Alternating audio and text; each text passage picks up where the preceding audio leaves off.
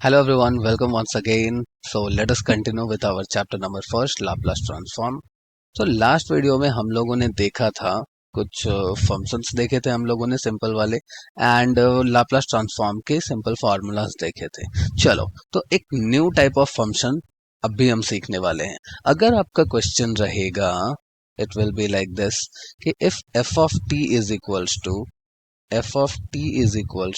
T, function of t क्या है, t, for what, एक रेंज दिया हुआ है बच्चे, जीरो टू, सॉरी, टी जो है वो जीरो से तो बड़ा है बट फोर से छोटा है, मतलब in between zero to T की वैल्यू। देखो यहाँ पे समझना बहुत इंपॉर्टेंट है कि ये जो फंक्शन है उसका एक रेंज दिया हुआ है, क्या कि एफ ऑफ टी है वो टी होता है, फंक्शन जो है आपका वो टी रहता है, कब, फॉर जीरो टू फोर, मतलब लोअर लिमिट जीरो और अपर लिमिट फोर होता है, तो आपका फंक्शन क्या है, टी है।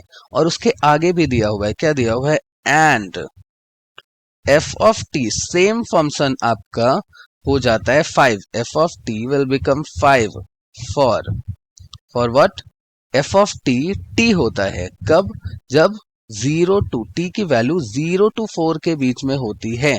ओके, ध्यान देना। And same function F of T five हो जाता है for T greater than four, मतलब फोर से ऊपर कुछ भी वैल्यू रहेगी टी की तो एफ ऑफ टी आपकी हो जाएगी फाइव। Is it? तो चलो, ऐसे क्वेश्चंस भी जनरली आते हैं एंड सॉल्व करना भी बहुत इजी है, बट देखने में थोड़ा सा ऐसा लग रहा है कि वो हार्ड होगा, but when we will solve it will be very much easy for you.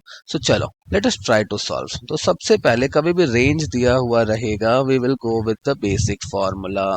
क्या कहता है हमारे पास में लाप्लास ट्रांसफॉर्म का, f of T is equals to zero to infinity e raise to minus S t f of t d t. यही है ना, मैंने तो बोला था ना लाप्लास ट्रांसफॉर्म बस यही है, दूसरा और कुछ भी नहीं है, बस आगे सॉल्व करना आना चाहिए आपको। या नाउ चलो, अभी क्या कहते हैं, इसमें पुट कर लेते हैं अपने फंक्शन की वैल्यू। देखो जब ये दो ऐसे दिया हुआ रहेगा ना, रेंज दिया हुआ रहेगा डिफरेंट डिफरेंट, क्या करोगे, फर्स्ट जो फंक्शन है आपका, फर्स्ट वाला F of T is equals to T, वो है जीरो टू फोर। तो यहाँ पे ना लोअर रेंज में जो लोअर लिमिट है आपकी वो जीरो रखो और इसे फोर कर दो, और इसके लिए अलग से आप ये फंक्शन लिख लो। अभी क्या हो जाएगा, e raise to minus S t, और एफ टी की जगह पे आप टी पुट कर दोगे, t d t. Is it?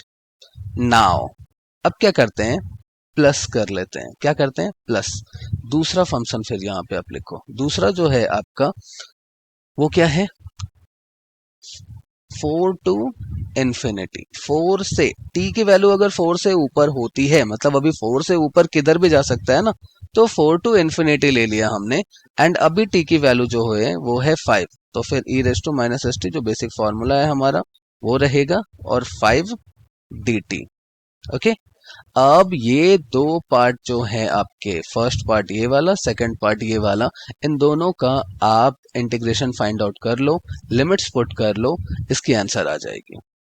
I think ये बहुत इजी है, अगर आपको आता है तो यहीं पे वीडियो पॉज करके खुद से ट्राई करके देखो, अगर नहीं आता है तो I am continuing with that. Okay, चलो सो देखते हैं।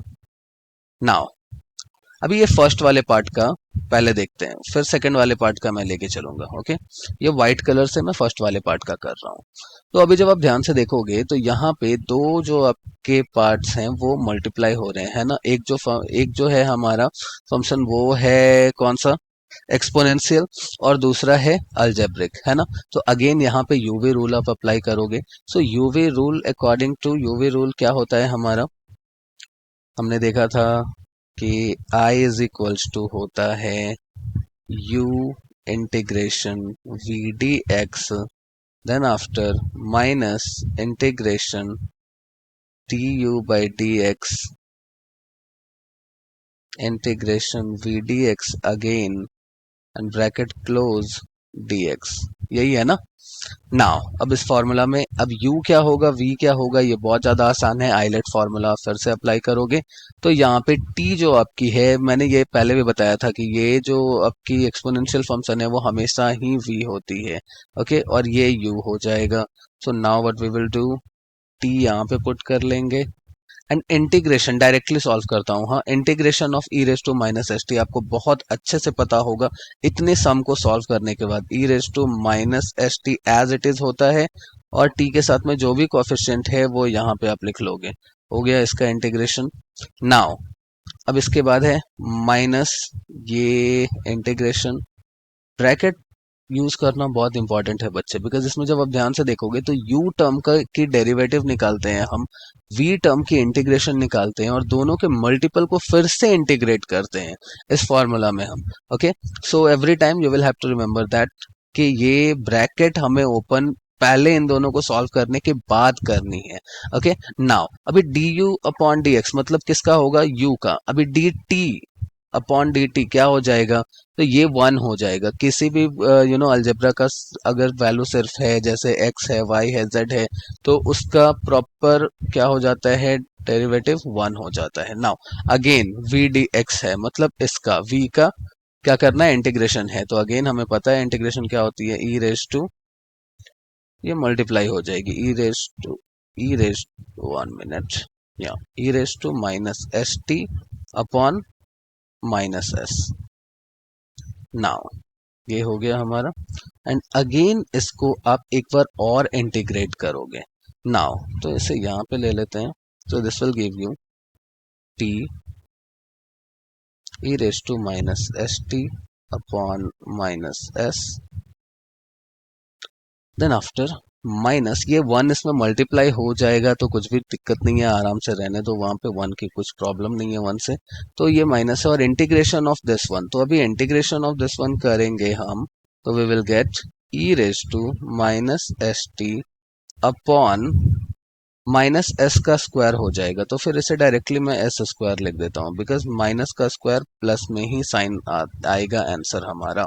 ओके, नाउ अब भी क्या करेंगे, ये हमारा इंटीग्रेट हो गया, इज इट। इसमें लिमिट्स आप पुट कर लो, तो लिमिट्स के लिए आप एक काम करो, बड़ा ब्रैकेट एक डाल लो यहां से यहां तक, और एक बार हम पुट करेंगे 0 और एक बार हम पुट करेंगे 4। ओके, और इसके बाद वाला जो टर्म है, ये वाला जो बी पार्ट, मैंने ये पार्ट बोला था कि ये पार्ट हम बाद में करेंगे, इसके इंटीग्रेशन भी एक बार कर लेते हैं। अच्छा एक काम करो, पहले इसके लिमिट्स वगैरह पुट करके इसका काम खत्म करते हैं, फिर हम इसके इंटीग्रेशन देखेंगे।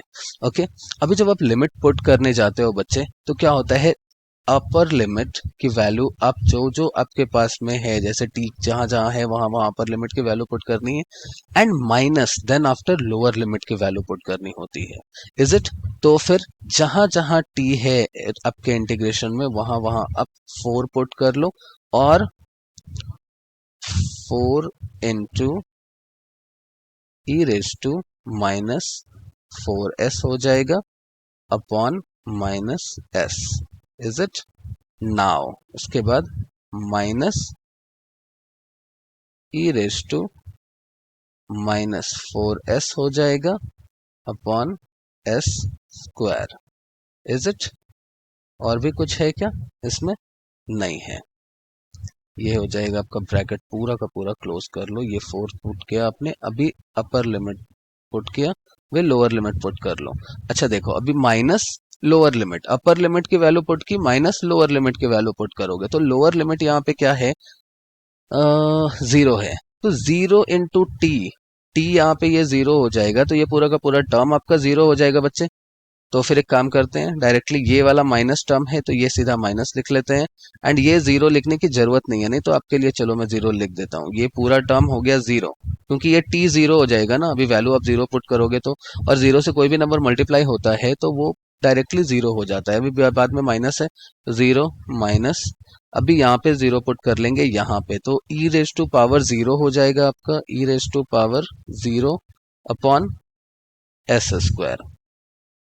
एंड नाउ ये हो गया आपका फर्स्ट वाले टर्म का लिमिट पुट करके। चलो इसको थोड़ा सा सॉल्व करके इजी करते हैं, तो ये हो जाएगा 4e minus 4s upon minus s minus E raise to minus 4s upon S square minus ये हो जाएगा आपका बच्चे जीरो, ये माइनस और ये माइनस हो जाएगा कैंसिल और ये हो जाएगा प्लस ई रेज टू 0 1 हो जाएगा 1 अपॉन एस स्क्वायर। ये हो गया फर्स्ट वाले पार्ट का आपका कंप्लीट। Is it? अब ये नेक्स्ट वाले पार्ट का देखते हैं। ई रेज टू इसका तो इजिली हो जाएगा, तो इसके लिए मैं कर लेता हूँ कलर चेंज आपके लिए यहाँ पे, ताकि आप कंफ्यूज ना हो। यहीं से कंटिन्यू कर लेते हैं। ओके, सो इसके इंटीग्रेशन डायरेक्टली मैं पुट कर देता हूँ आपके लिए। ये हो जाएगी 5, ये बाहर हो जाएगा। कांस्टेंट टर्म इंटीग्रेशन में अगर कोई है वो बस बाहर लिख लो, कुछ भी नहीं करना है उसे। E raise to minus S T upon minus s, बस हो गया इसका integration. Lower limit and upper limit आप पुट करोगे तो क्या होगा, अभी जो इसकी अपर लिमिट है वो है इन्फिनिटी, मतलब ये तो 0 देने वाला है आपको। तो क्या हो जाएगा, इसमें बीच में क्या साइन थी, प्लस की साइन थी ना, तो यहाँ पे बीच में हम प्लस की साइन डाल लेते हैं। तो अपर लिमिट जब आपने पुट किया तो ये हो गया पूरा 0 माइनस लोअर लिमिट। तो माइनस में अभी लोअर लिमिट में हमारे पास क्या है, 4 है, तो आप पुट करके देख लो क्या होता है। तो ये हो जाएगा minus 5 E raise to minus S T, ये 5 ई के साथ मल्टीप्लाई हो गया डायरेक्टली, एस टी के जगह पे आप पुट कर लोगे 4। Is it? Because lower limit हमारा 4 है, अपॉन माइनस एस हो जाएगा। जब आप इससे सॉल्व करोगे so this will become plus और माइनस माइनस हो जाएगा। तो पूरा टर्म जो हमारे पास बच गया अभी वो देखो, ये हो जाएगा 4 e raise to minus 4s upon minus s minus E raise to minus 4s upon S square, और ये हो जाएगा plus 1 upon S square, and ये हो जाएगी आपकी माइनस 5e 5e। अच्छा, ये माइनस और ये माइनस मिलके फिर से प्लस भी हो जाएगा बच्चे। चलो, तो ये प्लस हो गया 5e minus 4s upon s, इसके डिनोमिनेटर में माइनस थी ना, तो प्लस कर लिया हम लोगों ने। नाउ अभी देखोगे ध्यान से, तो ये 4 वाला टर्म, इसकी माइनस ना आप ऊपर लिख लो, तो थोड़ा सा आपके लिए ना इजी होगा इसे देखने में।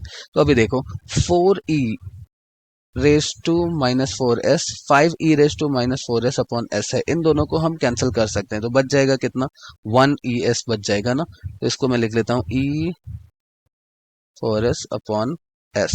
इन दोनों टर्म को मैंने 5e raise to minus 4s upon s minus 4e raise to minus 4s upon s को मैंने कैंसिल किया, तो 5 माइनस 4 विल गिव यू 1। तो ये नॉर्मली लिख दिया मैंने यहाँ पे। तो दो टर्म तो हमारा खत्म हो गया। Now we have what,